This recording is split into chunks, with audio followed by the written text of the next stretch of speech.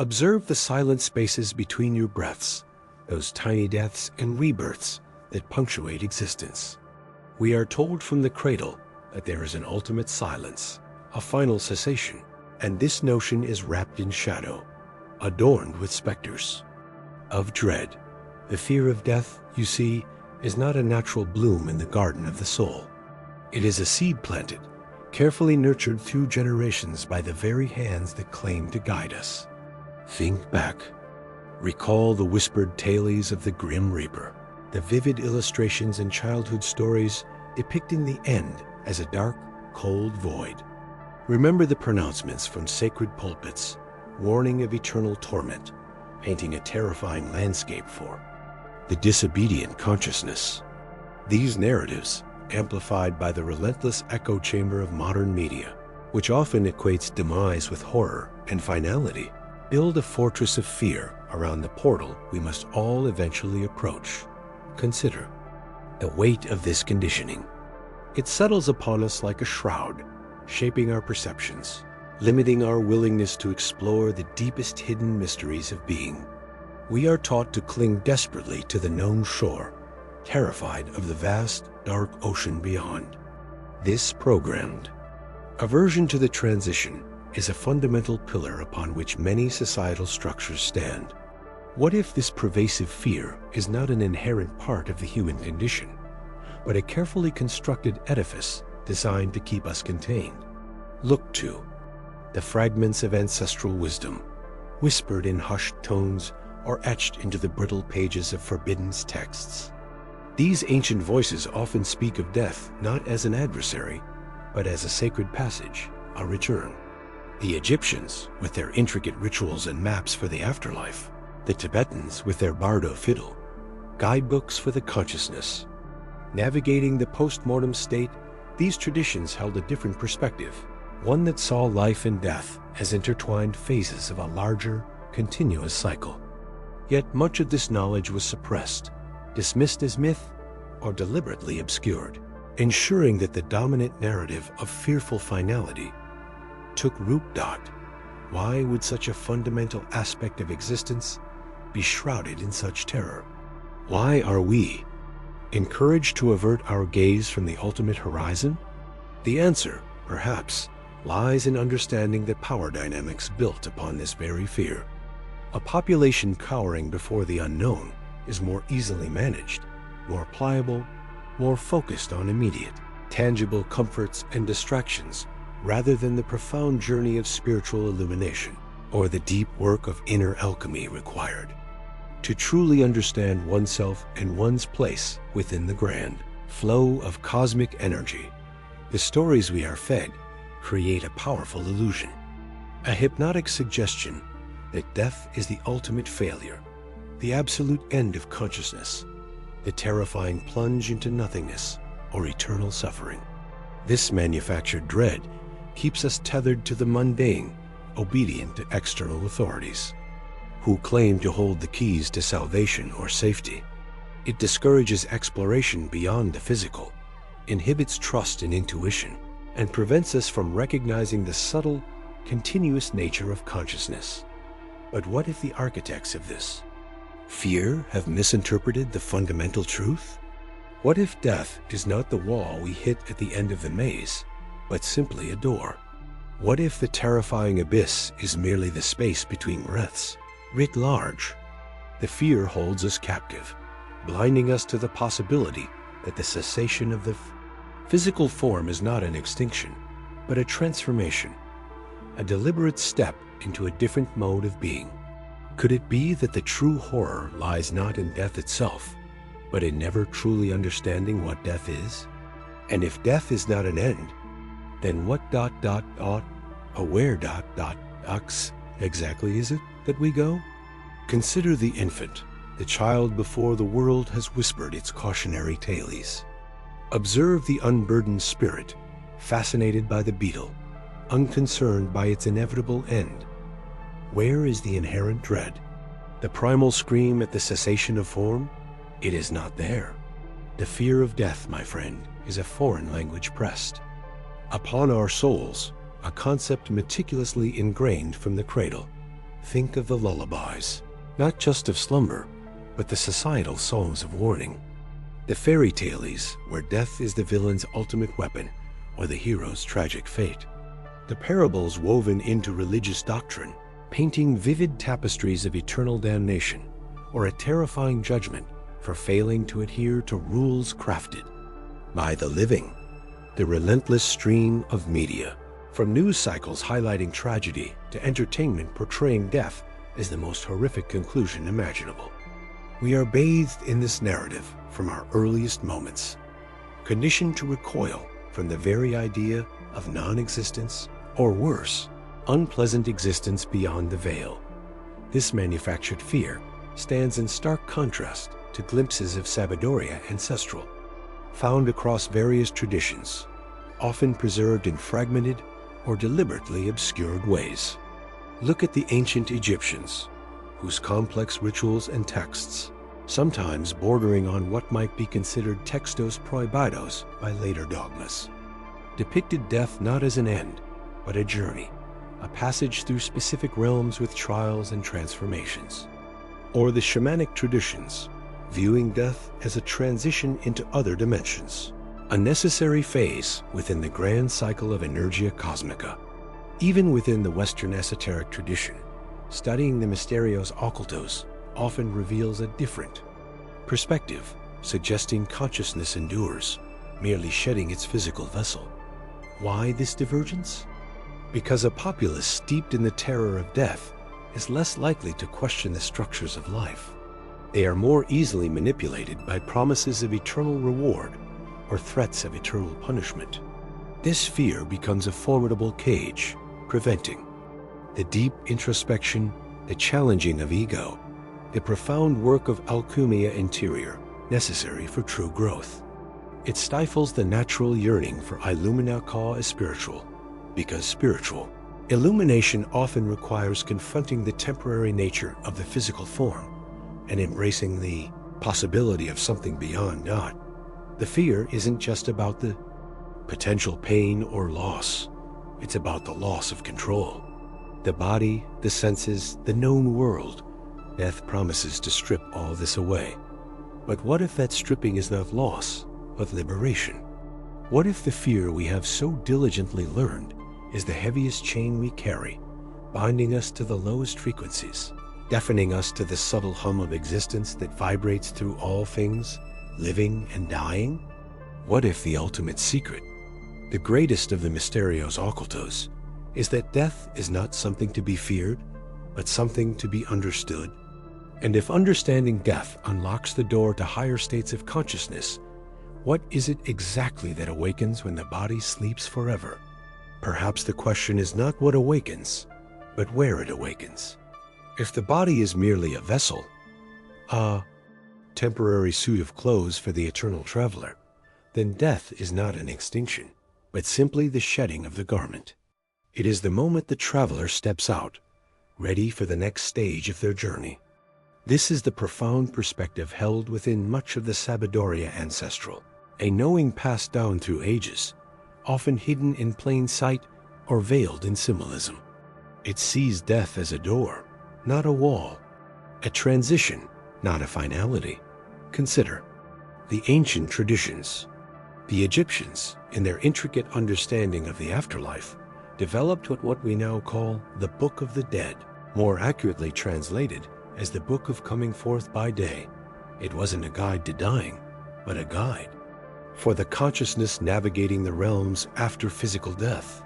Similarly, the Tibetan Book of the Dead, the Bardo Fiddle, describes a detailed map of consciousness transitioning through various states or bardos after the physical form is abandoned.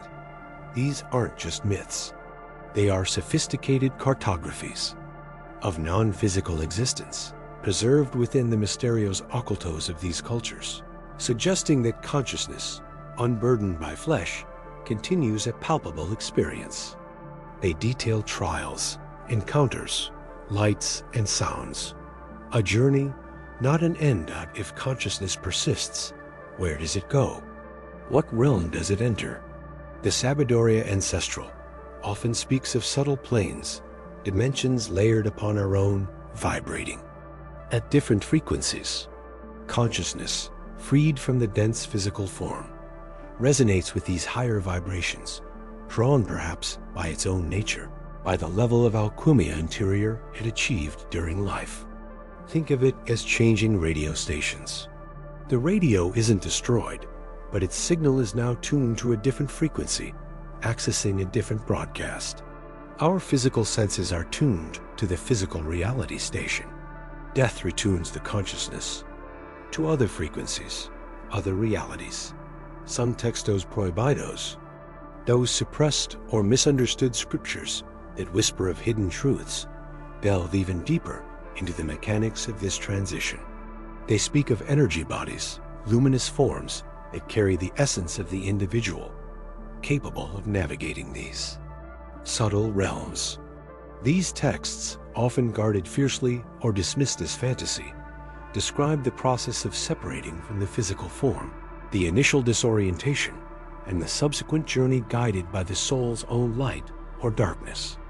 They suggest that the accumulated actions, intentions, and inner state developed through the process of alchemia interior directly influence the clarity and direction of this post-mortem navigation. This transition isn't a passive event. The clarity of vision in these intermediate states, according to the ancient wisdom, is directly related to the Illuminaka spiritual attained while embodied. The more one has purified the inner self, confronted the ego, and understood the nature of reality through spiritual practice and self-reflection, the less one is bound by illusion and fear during the transition. Death, from this perspective, becomes the ultimate test, the final examination for which life itself is the preparation.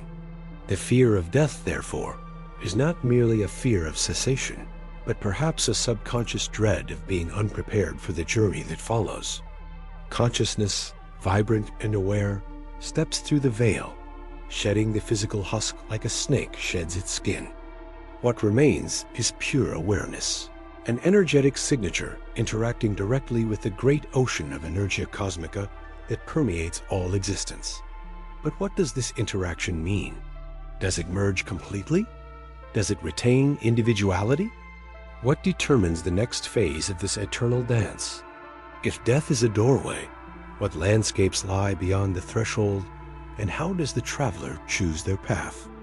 And how does the energy of one life influence the potential of another? We spoke of the crossing the veil, the state beyond the fragile vessel of the body. Now, let us turn our gaze to the shadow cast by that veil upon this side of existence. Consider, seeker, the profound power wielded by the simple idea of death. It is the ultimate unknown, the final surrender, a prospect that has haunted the human psyche since the dawn of time. But what if this primal fear, this existential dread, is not merely an intrinsic part of the human condition, but a carefully cultivated tool? What if the very systems that govern our lives, the dogmas that shape our spirit, the laws that bind our actions, the narratives that define our culture, are built, in part, upon the fertile ground of this fear? The Mysterios Occultos whispered not of fearing death itself, but of fearing the manipulation born from that fear. Think on it. Religious institutions offering solace, salvation, and a better afterlife in exchange for adherence and obedience. Governmental structures emphasizing security and protection against threats, often framed in terms of life and death, to justify control and sacrifice of freedoms. Cultural norms promoting distraction, consumption, and a desperate clinging to transient pleasures as a means of avoiding the terrifying silence that lies beyond. Could it be that this pervasive fear keeps humanity in a perpetual state of arrested development, focused on mere survival, on accumulating the ephemeral, on seeking external validation to quiet the inner tremor of mortality? This incessant focus on the fear of ending prevents the necessary turning inward, the deep introspection required for true evolution. It diverts the vital energy that could be channeled into alchemia interior, into the challenging but rewarding work of self-transmutation. Instead, that energy is bled off, dissipated by anxiety, distraction, and the constant pursuit of temporary comforts designed to mask the underlying dread. The Sabiduría ancestral, often obscured or deliberately distorted, offered paths not of escaping death, but of understanding it, integrating it, and thereby transcending the fear. These paths, documented in various textos prohibidos or marginalized traditions, spoke of life as preparation, not just for living, but for the conscious transition. They spoke of Illumina Ka spiritual as the state where the illusion of Ve, separate self, dissolves, and with it, the sting of potential annihilation. A being who has undergone significant alchemy anterior, purifying the dross of ego and illusion, stares at the prospect of death not with terror, but with curiosity, perhaps even anticipation, recognizing it as a phase in the eternal dance of the Energia Cosmica. But if the goal is not enlightenment, but control, then fostering and maintaining this fear is paramount. It is the most effective leash, keeping the masses compliant, predictable, and perpetually looking outside themselves for answers and salvation. It is a subtle energetic cage, restricting the flow of individual potential and collective awakening. Could the Misterios Ocultos be revealing that the true purpose of many societal structures is not to elevate, but to manage a fearful population, ensuring they remain fertile soil for systems that extract their attention, their energy, their very essence? And if this is the case, who orchestrates this grand manipulation? And from what shadows do they pull the strings of our deepest fears? Yet, amidst the carefully woven tapestry of manufactured dread, there are threads that do not fit, anomalies that whisper of a reality far different than the one we are conditioned to perceive. What happens when the carefully constructed veil of fear is momentarily, violently torn, not through spiritual discipline, but through the sheer trauma of life's precipice? I speak of the phenomenon known in modern parlance as the near-death experience. Across cultures, across ages, irrespective of belief system, countless souls touching the threshold of the beyond return, bearing strikingly similar accounts. They speak of a separation from the physical shell, an out-of-body perspective viewing the discarded form with detached curiosity. Then, a journey, often through a tunnel or void, culminating in an encounter with an overwhelming, ineffable light. Not merely brightness, but a conscious, sentient luminescence radiating unconditional peace, boundless love, and profound understanding. Within this light, or sometimes preceding it, they encounter beings. Some recognize them as loved ones, others as figures of profound wisdom or radiant presence, guides perhaps from the deeper currents of existence. There is often a review of one's life, seen not through the lens of judgment, but through the pure consequence of actions, the impact of energy exchanged, and consistently, a sense of returning home, a profound recognition of belonging, of finally arriving at a place of ultimate truth and origin. Are these merely electrochemical storms? In a dying brain, the final desperate flicker of neural activity? Or could they be something far more significant, genuine glimpses into the realms described in ancient lore and whispered among those privy to the Misterios Ocultos? The accounts resonate deeply with the Sabiduría ancestral found in various traditions, narratives of the soul's journey after death, the encounters with guides, the passage through intermediary states, the merging with the divine or cosmic light. Texts like the Egyptian Book of Coming Forth by Day or the Tibetan Baruthadal, often dismissed as mythical rituals, can be reread as maps, symbolic guides for navigating non-physical landscapes, strikingly akin to those reported in NDEs.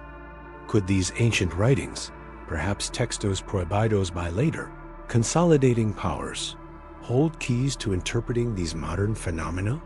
Consider the profound sense of peace, the absence of fear, the overwhelming presence of love. If this is the common outcome of death, then the fear instilled for millennia seems not only unwarranted, but actively misleading. Could these spontaneous, involuntary journeys to the threshold be a form of accidental Illumina Ka spiritual, a momentary breaking free from the egoic constraints and the physical limitations that bind us to the ice, perception of separation and vulnerability? Perhaps the extreme stress triggers a rapid, albeit temporary, alchemia interior, burning away the dross of fear and illusion, allowing the consciousness to apprehend its true nature, its connection to the vast Energia Cosmica. These experiences suggest that consciousness might not be merely a byproduct of the brain, but something fundamental, interacting with the physical form, capable of existing and perceiving independently. The feeling of returning home implies an origin point, not within the material universe as we understand it, but in some deeper, non-local reality. If consciousness survives the apparent death of the physical body, if it returns to a state of peace and love, then the very foundation of the fear of death, the cornerstone of so much control, begins to crumble. What then is the true nature of this consciousness that can seemingly detach, perceive, and return, carrying echoes of another state of being? If it is not bound by the physical, is it bound by anything we currently understand? And if our individual consciousness is but a facet of this larger Energia Cosmica, what implications does this hold for our understanding of life, death, and the very fabric of reality itself? The answers, perhaps, lie not just in probing the moments near death, but in understanding the true nature of the consciousness that experiences them. If consciousness indeed transcends the physical veil, where does it venture? What realms does it inhabit? Consider the concept, woven into the fabric of Sabidoria ancestral across countless cultures, of the astral realm. Not a physical place you can point to on a map, but a vibrational layer of existence, a subtle dimension where consciousness, stripped of its gross material vessel, continues its journey. This is the place many traditions describe as accessible through deep meditation, lucid dreaming, or in the transitional phase we call death. Within this realm, the ancient teachings whisper of not one monolithic state, but layers upon layers, levels defined not by divine judgment, but by the very frequency of the soul itself. Imagine it like tuning a radio. Your current state of being, shaped by your experiences, your fears, your loves, your understanding, determines the frequency you resonate with upon shedding the physical form. This state reflects the culmination of your alchemia interior during life, the refinement or stagnation of your spiritual essence. These layers are not eternal destinations, not a final reward or punishment, but rather schools of experience, phases designed for continued soul evolution. A soul entangled in lower frequencies, perhaps bound by unresolved attachments, fears, or anger, might find itself in denser, heavier layers of the astral. Conversely, a soul that has achieved greater Illumina Ka spiritual, having purified itself through life's trials, resonates with higher, lighter, more expansive realms, closer to the source of Energia Cosmica. This perspective challenges the simplistic binary of heaven and hell. It suggests a dynamic process, a continuation of growth and learning beyond the physical. Think of the journey described in certain Gnostic texts, or the elaborate cosmology of the Egyptian afterlife, or even the Bardo states in Tibetan Buddhism. While presented through different cultural lenses and symbolism, deities, trials, landscapes, they often share the underlying principle. The post-mortem experience is profoundly influenced by the consciousness cultivated during life, and is a state of transition and potential progression. Some textos prohibidos, whispered about in hushed tones, delve into the mechanics of navigating these realms, hinting at forgotten knowledge about the architecture of reality beyond the mundane, the very state of your being right now, the fears you cling to, the love you embody, The understanding you seek, are these not the very energies that will determine your resonance in that subtle dimension? If the astral is a reflection of the soul's frequency, then cultivating higher states of consciousness here, in the physical, becomes the ultimate preparation for the transition. It is not about believing in a fixed destination, but about understanding that the journey of evolution, powered by the Energia Cosmica that flows through all things, continues. What truths about the mysterious occultos of existence are revealed only when consciousness can perceive beyond the confines of the physical senses, free to explore these vibrational landscapes? And if our state after death is merely a continuation of our state during life, what profound implications does this hold for the way we choose to live right now, in this moment? And what is the true nature of the energy that bridges these realms? If the state after transition is but a reflection of the consciousness forged in the physical crucible, what then compels a soul to willingly return to this dense realm?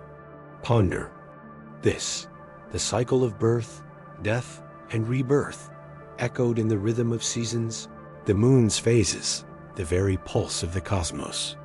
It is not a prison sentence imposed by an angry deity, but often a conscious choice. A soul, gazing upon its own state after shedding the physical coil, recognizes unfinished symphonies, unlearned lessons, reflections of itself still fragmented. The Sabiduría Ancestral, encoded in myths and whispered lore across millennia, speaks not of judgment, but of cosmic resonance, of energetic completion. This mechanism, often misunderstood, is known as karma. Not a punitive force, but the universe's impeccable memory, the law of cause and effect woven into the fabric of reality, powered by the omnipresent Energia Cosmica. Every thought, word, and deed creates a ripple, an energetic signature that must eventually find balance. Imagine dropping a stone into a pond. The ripples spread outwards, inevitably returning to the point of origin. Karma is this return, a cosmic feedback loop guiding the soul towards equilibrium, prompting the experience necessary for integration and growth. It is the force that orchestrates the lessons presented in a lifetime, the challenges you face, the connections you form, all designed to balance past imbalances and foster evolution. The return to a physical body, the embrace of earthly limitations, becomes an unparalleled opportunity for alchemia interior. Within the confines of flesh and bone, facing the tangible consequences of energetic choices, the soul can refine itself in ways impossible in less dense dimensions. The mysterious occultos of reincarnation lie not just in the mechanics of rebirth, but in understanding the profound intelligence behind the soul's curriculum. Why this family? Why these trials? Why these inherent strengths and weaknesses?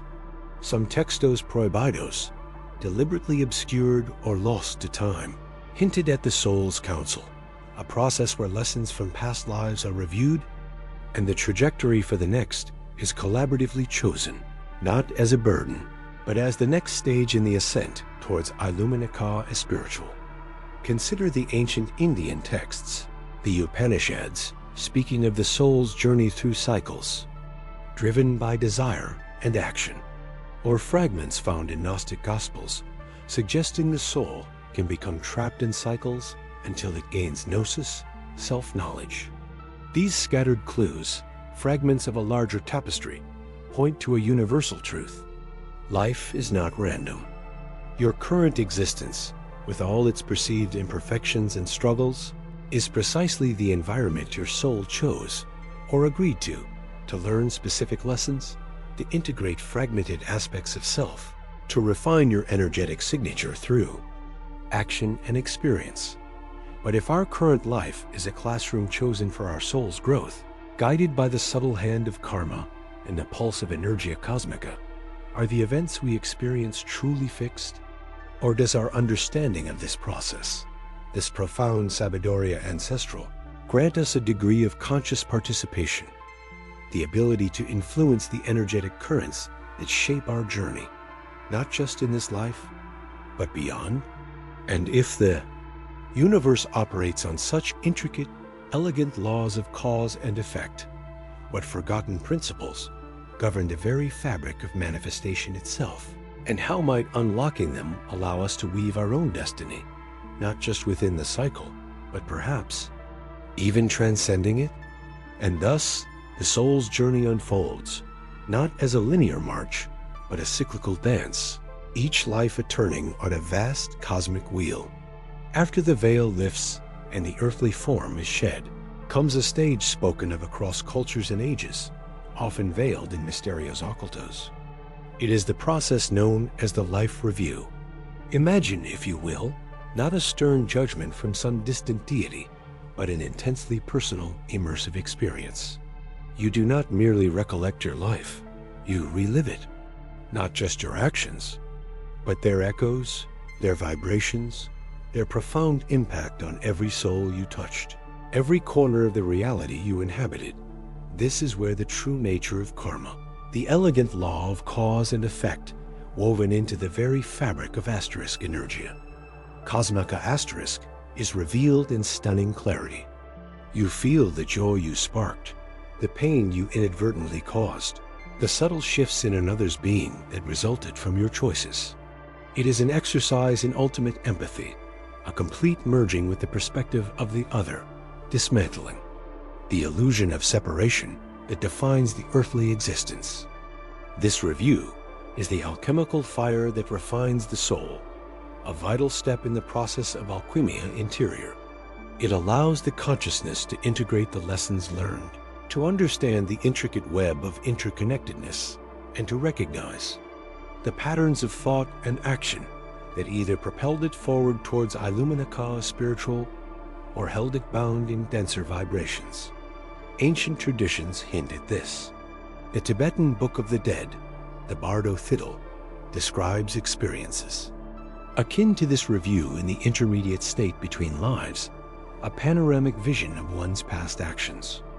Accounts from near-death experiences, strikingly consistent across diverse backgrounds, frequently feature this rapid, all-encompassing reliving, often accompanied by the awareness of how one's actions affected others.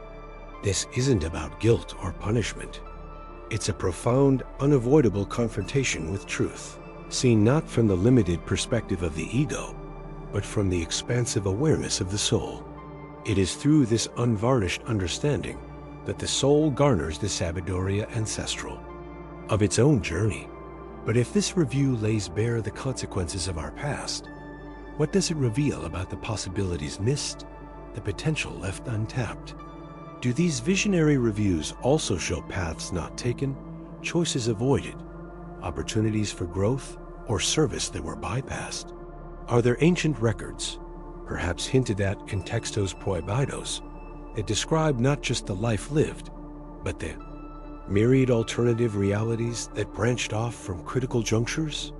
Does this review serve solely as a record of the past, or is it also a key to unlocking forgotten aspects of our being, dormant abilities or connections to currents of Asterisk Energia? Cosmica Asterisk we were too dense to perceive in the physical form. The depth of this experience goes far beyond simple recollection. It is a recalibration, a reintegration, a preparation for the next phase. It sets the stage for the soul to determine its continued trajectory, informed by this newfound visceral understanding of its own energetic signature and its place within the grand cosmic design. But what guides this determination? What forgotten maps or celestial charts does the soul consult as it contemplates the ascent towards greater Illuminaca spiritual? And are there forces at play, unseen until this moment, that influence the very nature of the lessons chosen for the path ahead? Forces that dictate not just where we go, but who we are becoming. And so, standing at this threshold, having witnessed the intricate tapestry of existence unraveled, the soul does not merely drift aimlessly in the vast expanse. It is greeted, recognized, woven back into a constellation of kindred energies. Here reside the quiet presences, the unseen architects of our spiritual progression. the spirit guides, the soul teachers, the enduring threads of the soul family. These are not mere celestial custodians. They are echoes of ancient kinship, companions who have walked parallel paths through the great cosmic cycles, holding within their essence a portion of the Sabidoria ancestral that predates conscious memory. Their presence is not always loud or demanding in the physical realm. Often, it is a subtle intuition, a timely synchronicity, a sudden insight that feels both foreign and deeply familiar. They are the gentle hand on the back during moments of doubt, the whisper of encouragement when facing insurmountable odds, the challenging force that pushes us beyond perceived limitations. They operate from dimensions beyond our immediate sensory perception, navigating the subtle currents of Energia Cosmica, influencing events not by manipulation, but by aligning possibilities for our highest growth. According to the blueprint, the soul itself helped design before incarnating. What do the asterisk, Mysterios Occultos asterisk, reveal about these beings?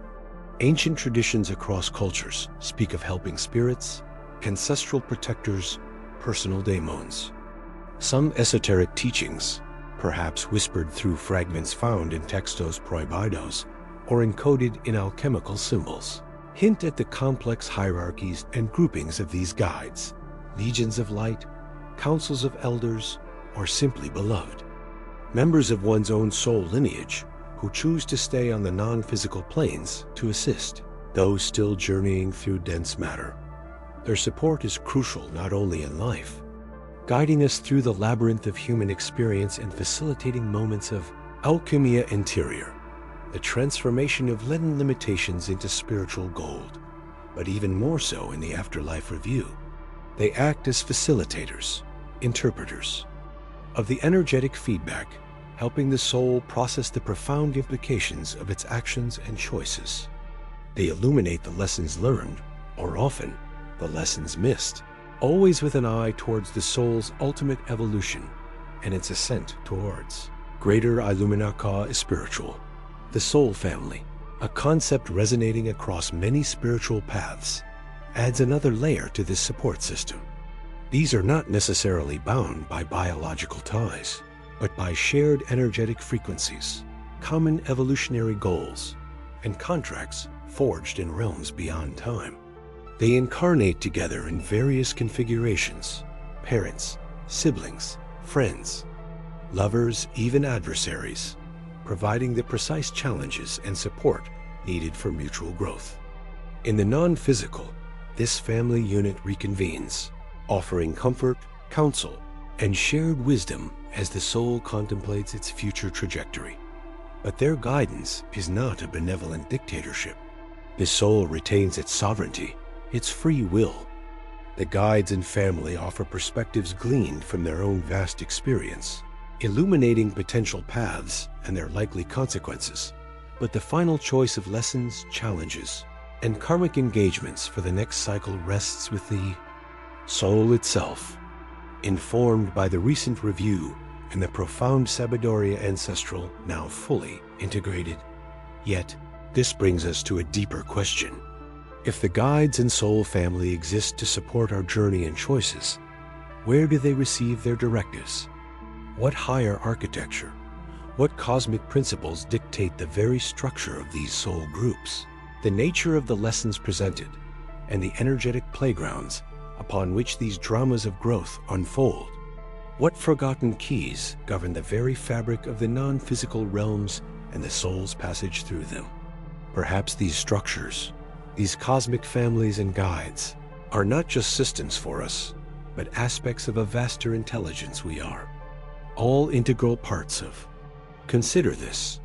If the soul chooses its path and the guides offer counsel, who guides the guides? Leave your thoughts below. Share this video if it resonated, and subscribe for more journeys into the unknown.